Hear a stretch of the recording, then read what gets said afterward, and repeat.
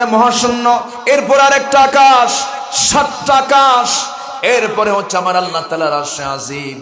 সে আরশে আজিমে তিনি সমাসীন আছেন। আল্লাহ বলছেন, বান্দারে এই আরশে আজিমে আমি সমাসীন আছি, আমি তোকে জান্নাত দিলে পরে আমার প্রতিবেশী বানায় নেব, যেমন করে আসিয়াকে বানায় দিয়েছি।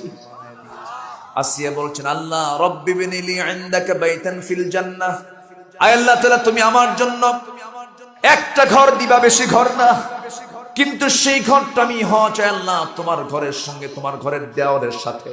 যেরকম সুবহানাল্লাহ, আল্লাহকে কত কাছে টেনেছেন আসিয়া, এরকম করে তিনি দোয়া করেছেন।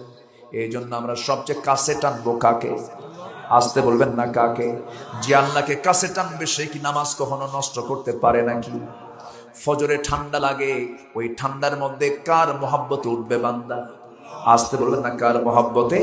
আল্লাহর মহব্বত উঠে যাবে। যখন কোন বান্দা নামাজের জন্য আস্তে করে নিয়ত করে ঘুম থেকে উঠে, ওযু বানায় নাই, ওযুর মধ্য দিয়ে তার অঙ্গ প্রত্যঙ্গের সমস্ত সগীরা গুনাহগুলো মাফ হয়ে যায়। বান্দা যখন সুন্দর করে হেঁটে হেঁটে যখন মসজিদের দিকে রওনা দেয়, প্রত্যেকটা কদমে 10টা করে নেকি তার আমলনামায় শুরু হয়ে যায়। বান্দা যখন মসজিদে হেঁটে হেঁটে আসে, ফজরের সময় যখন চলে আসে, ইমাম মুয়াজ্জিন সাহেব বলতেছে, হাইয়া আলাস সালাহ হাইয়া আলাল ফালাহ, নামাজের দিকে আসো, কল্যাণের দিকে আসো। নামাজের মধ্যে কল্যাণ আছে না নাই? দুনিয়ার কল্যাণও আছে না নাই? স্বাস্থ্যের কল্যাণ আছে না নাই? স্বাস্থ্যের উপকারিতা আছে না নাই?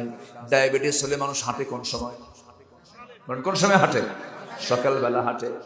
এরপরে বান্দা যখন নামাজে দাঁড়ায়, বান্দা সুস্থ হয়ে যাবে।